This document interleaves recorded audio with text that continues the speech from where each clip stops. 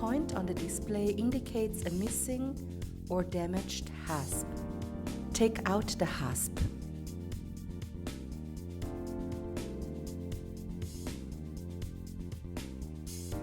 Remove the bridge.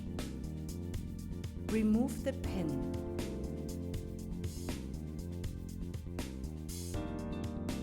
Remove the rocker.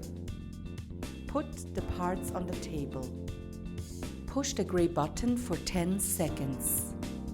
The display will show CAL.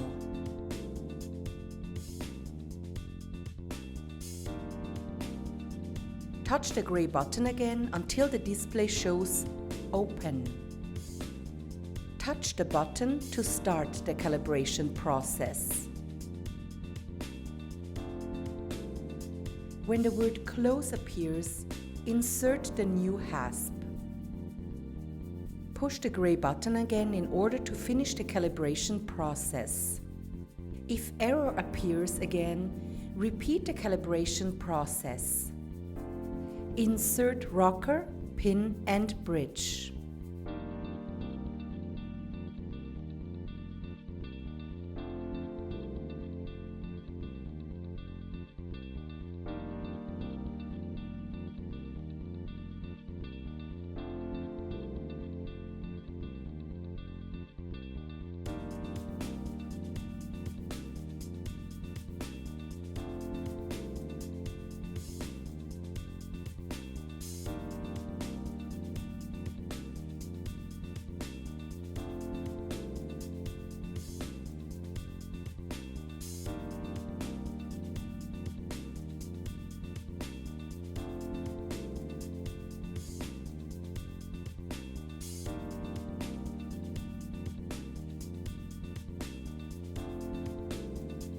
Click the gray button again.